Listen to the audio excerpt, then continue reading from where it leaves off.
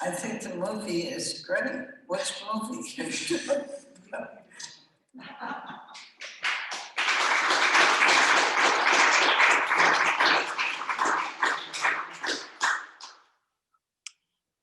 Thank you so much. And I think we have Aggie and Kat and Dorothy with us, live streamed via Zoom. Can we get them on our screen?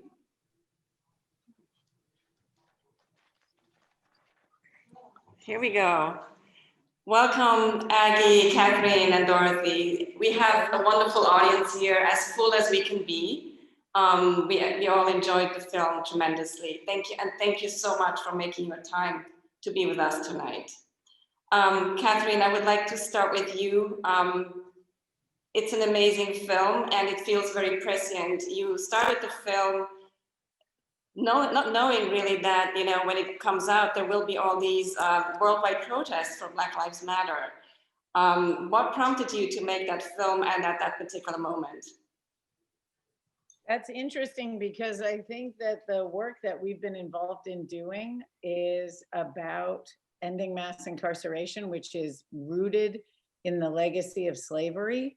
And so as the protests over the summer have been drawing white people into the problems and the horrors that have been manifested by police violence and other things against Black people and anti-Black racism, it's helped to bring attention to what's been happening in the carceral system. And so it is very timely that people have this film, not only because the focus on the injustices that people have recognized or have been exacerbated, but also revealed during the COVID crisis and during the uprising for freedom, but also because it shows you that art can provide us a way out, and that art is a path towards imagining a future that is more just. And I think for that reason, it has particular relevance today. That is certainly true. And like Darren Walker said in the film, you know, art creates empathy, and we need empathy for justice. And Aggie, I want to turn to you. You have been such a trailblazer in supporting artists that, you know, have been under-recognized, women artists, artists of color. And we have been seeing some changes in the art world. Like just, you know, a few days ago, Simone Lee has been announced as the first Black woman to be representing America in Venice. What are your thoughts about that, Aggie? And what more needs to be done? I think it's great. It's a real tribute to her, and she deserves it. So I was very happy about that. I assume you collect her. Pardon? I assume that you collect her work. Yeah, I have a few of her things. Not really that many, because I've just gotten to know who she is, but I really I'm glad to see that. like Venice, finally. I mean, it's shocking that it took till now, I have to say. Well, it's surprising, but it isn't surprising because it's been an all white men's thing for a long time, and then it turned out to be a woman's position that they got women in there, snuck them in there, and but it's still, you know, it's. And Martin Perrier last year. Perrier and Colescott, and he was, because I have a Colescott that was a super one in that show, and then who else was Black? Martin Perrier. But no, besides him and Colescott and Simone. Mm-hmm. I just. It's the fact that we can just count them on one hand is Right. telling, and it's changing, and I hope that people are changing their definition of what's important and what's in the canon. Yeah. Definitely. Dorothy, I would like to turn to you. You have been a longtime supporter of the parish. You're a lifetime trustee here. We thank you so much for what you're doing for the parish. And 3 years ago, you convinced your friend Aggie to make a donation to the parish to start the Arts Reach Fund, and we're so immensely grateful to both of you because it has allowed us to include artists that have been underrepresented, to take a look at our operation, what we're doing at the parish, who we want to be, who we want to show, who we want to represent. And Dorothy, how did you convince Aggie? Well, I didn't convince Aggie. Aggie was honored that night, and she made the announcement, and I was completely surprised, really. I mean, I think Aggie knows what is needed, and I mean, she is really always thinking about what is needed in society, what is needed in institutions.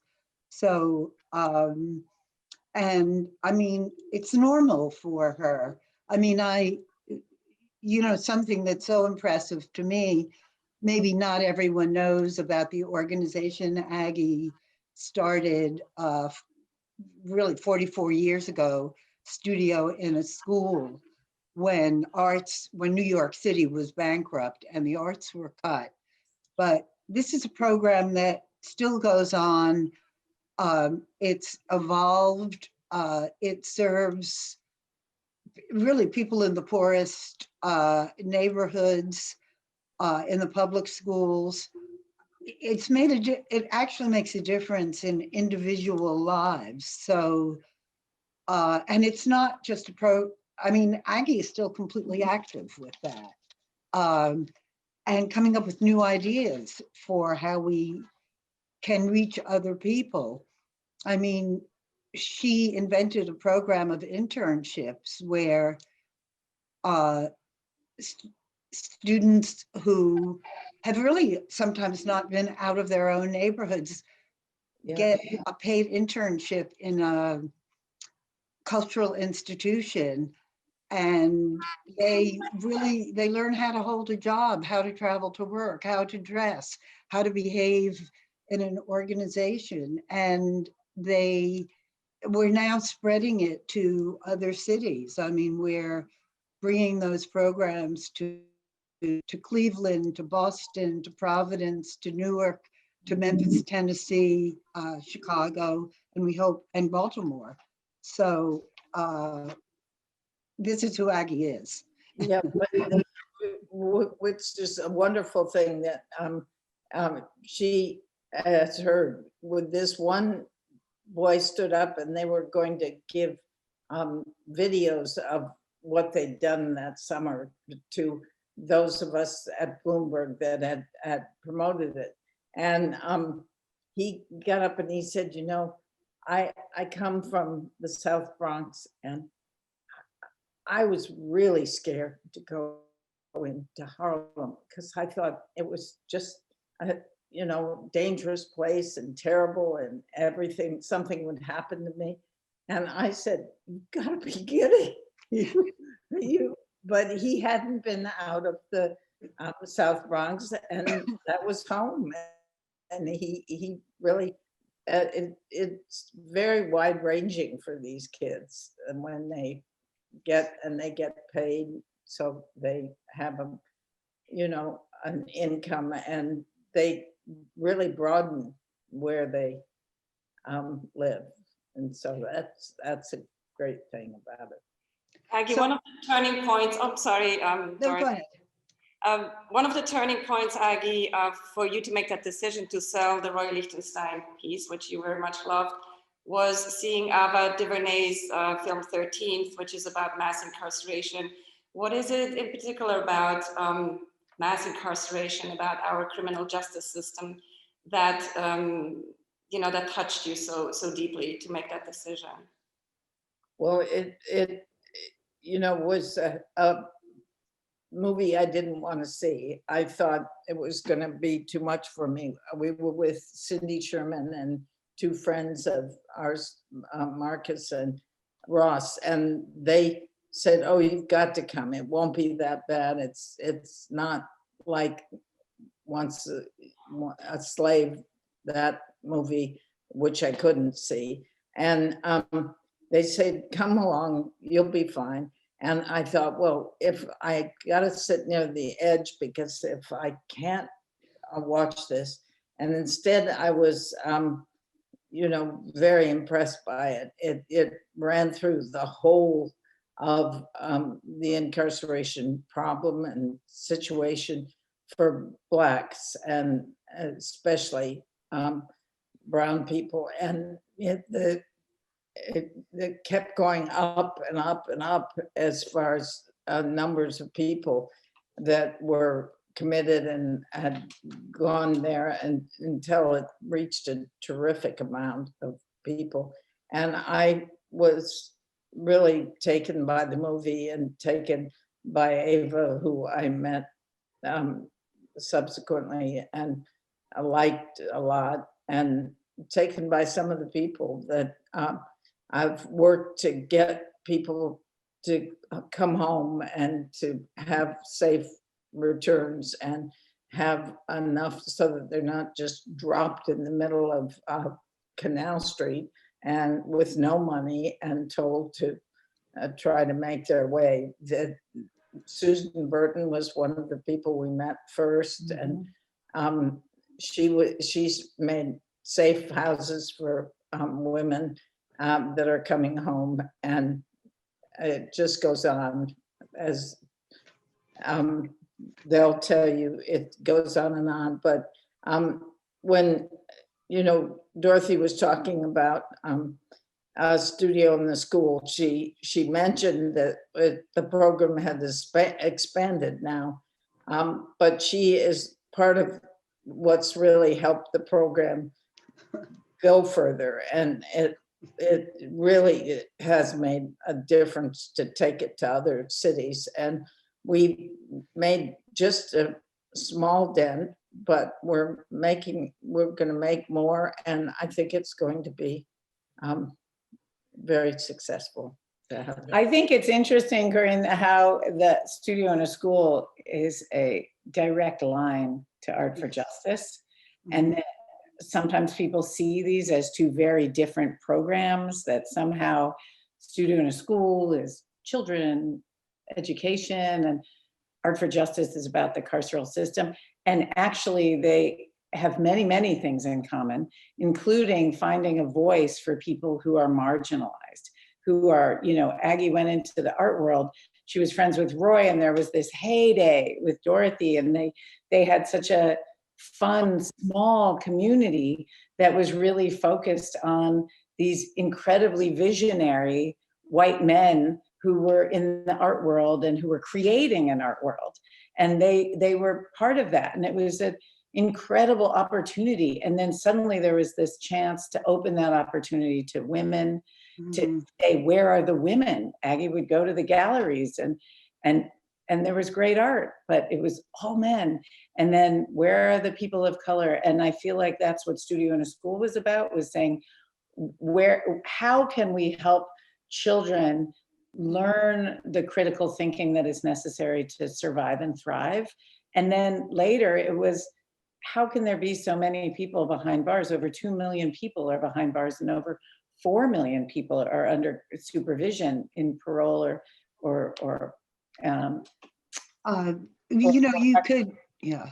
Yeah, and that there's just this sense of being able to say, like, where are the voices, how are they missing, and who are the people who could help us make sense of this current situation and take us out of it. And I feel like, Dorothy, that's what you guys have done in Studio in a School, is to really recognize that children need to know that they have an opinion, a subjectivity, and to get a language that allows them to start solving problems. Right, a feeling of being worthwhile. Aggie, I was going to say, you definitely have the empathy gene. So when you were younger, I mean, did you have that feeling for people that you thought were less fortunate? Well, I had that feeling for animals. We had quite a few animals on what wasn't a farm, but was a farm. But I always felt sorry for the animals when they died, and if they died, which they did, Which they do. we had hamsters around, and they used to get caught in the dryer of the house, and I was just What were they doing freaked in the out about- dryer? well, escaped from their cage. And they went into the dryer. And Oh, God. I that's can relate to that, Agnes. You still have that for animals.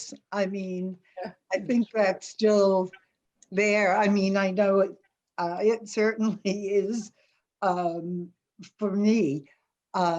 So, you know, but you have a kind of creativity, which I know you don't think you do. But, you know, I was thinking about it, and I mean, you happen to really be drawn to art and fall in love with art and study it. But I think anything you would have been drawn to, you would have paid the same attention. And, you know, if it were another field, you'd be reaching out, you know, to bring people into that field. I also want to say that I think the art world is more, you know, is quick to respond. I mean, to trying to change things, like helping, because I mean, this was really, I always felt that there was racism, but the killing of George Floyd and the global marching, I mean, you realize there's slavery. We never really got over slavery. We got over it for a few years after the Civil War. And that that was it. And of course, there are so many places around the world where people are enslaved, the countries where women are still enslaved. But the important thing is that you've actually made a difference where you live. I would say that you single-handedly changed the culture of the Museum of Modern Art. well, No, I'm really, took a while. You've been working there with them for a long time, but Since it's a different museum because of you. Yeah, 66, 67. since 67. Well, I was just on the painting and sculpture. But Committee, I yeah. think it's nice that someone else is saying that, not just Yeah. It was really interesting. Thank you, Dave. No, it's, Acquisitions, right, that they made, what you're talking about in the film. You know, some of the artists that had been around for a long time and hadn't been recognized, then suddenly, you know, years and years later, MoMA acquires these works. And I think that's happening in many museums and art institutions right now. So it's a good change. it's not just the artists. I have to say, when Aggie is involved with the museum, she meets everyone that works there. She's personal with the guards. I mean, she does not do things lightly, really. It's, The guards are the ones that I like best. yeah. But they're really a terrific bunch, but they're taking early retirement because so many museums are yes. cutting down on their staff. And so really there's hardly anybody that I know there anymore, but there's Tunji is there. Tunji. Tunji's in the film. Yeah. Right. But it's a really important thing. What it shows is, you know, that you recognize people as human beings. I mean, it's not what their title is. And I mean, it would be a much kinder world if more people felt that way. I It think would that's be such a a fairer beautiful world. part, Dorothy, that it's like, it could be you or Roy or Tunji, but that for Aggie, the art is just a vehicle to have relationships with people. And, you know, people ask me a lot, like what I learned from making the movie. And you know, what I learned about Aggie. And I really did learn that to her, art is about listening, because it's about the artist. So it's about hearing what the artist is saying. And to me, you know, when you are falling in love, you want to ask a lot of questions, right?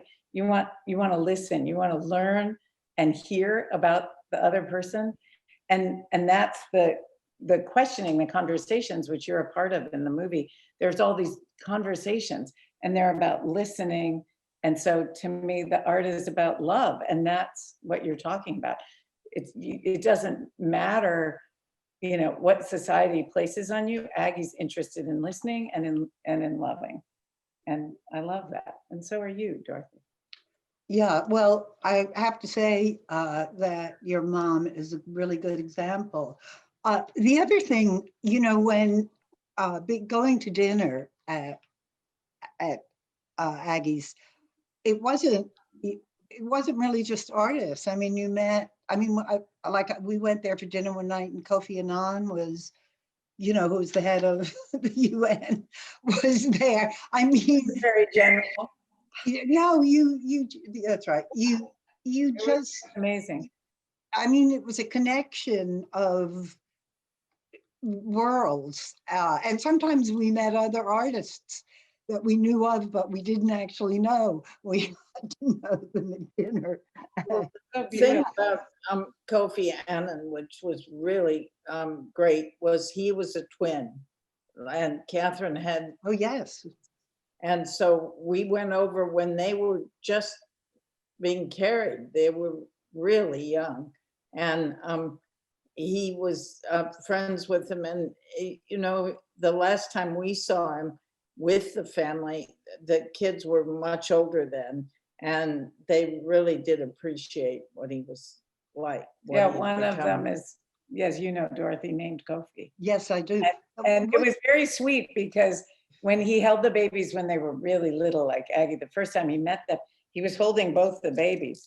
And he turned to Kofi and he said, "You're Kofi," because Kofi Annan's name was Kofi Ata, which means second born twin on Friday in Ghana, in the Ashanti religion. And boys born on Friday are all named Kofi, and my twins were born on Friday.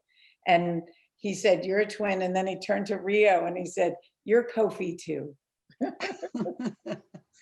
Catherine, can you tell us how the film has changed your relationship with your mother, if at all? Me? Yes, or vice versa. For answering, how has it changed your relationship with me? Well, I. Oh, of course it has, but it's just made me more appreciative of you. You know, I understand you more. I know more about you. You know, I see your talent, and that's good. And Aggie, what would you want people to take away from this film, or Catherine? And what would you say? What can people do to engage in issues that they care about? Well, Because the you first have thing such a you personal do, relationship to people, but what would you tell people who are watching tonight? to vote, first of all. Which is really important. But I think beyond that, there's a lot that they can do.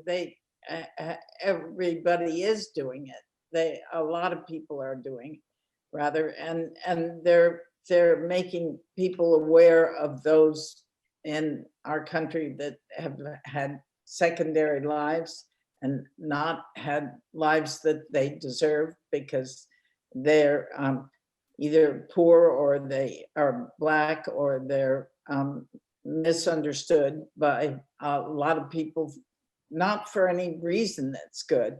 And so this is where we're coming to a place where things are more equal, and they're more, at least, people that are secondary, which we met a lot of the people that have come out of prison that now in Florida, they had a wonderful vote that you must have heard of, Dorothy, where they voted that all these people that had served time could vote. And this was, they had 75% of the people that were in the state voted for this. And it's a wonderful thing, but the governor slapped restrictions on them, and so they have to be paid for. But they're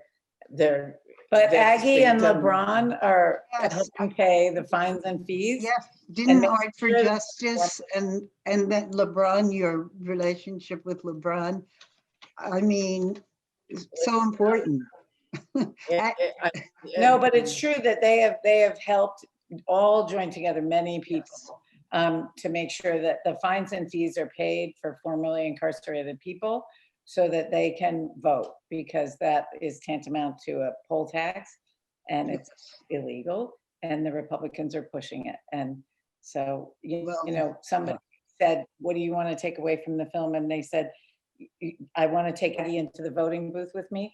And I thought, what I want people to do is take everyone from the film with them, whether it's one of the grandchildren or Dorothy or Glenn Ligon or Julie Meritu or Abby Disney or Darren or Russell Craig or anyone in the film that you identify with or believe in, take them into the voting booth with you and make sure that you vote all the way down the ballot so that we get the judges and the prosecutors. A lot of people don't even know prosecutors are elected. And it might seem like that's not what the movie's about, but that is what the movie's about. Thank you so much. Yes. Dorothy, would you like to make a last statement? I would love to talk with you all night, but we have a second screening. Yes. We could wrap it up. No, I mean, just that, I mean, for me, you know, I've learned a tremendous amount, one, by being on the board of studio, you know, in a school. And, you know, I will say one funny thing, like I always thought everybody was older than me, but now I'm older than everyone. I mean, Vice President Biden's younger than I am. Donald Trump is younger than I am. But That's really cute, writing it down. Aggie and I are about, really just about the same age. And when I see her strength and carry on, I feel, right, I can do it. I'll show up. You can do anything, Dorothy. You're incredible. Yeah. You're all incredible. Thank you so much for being with us tonight. Bye.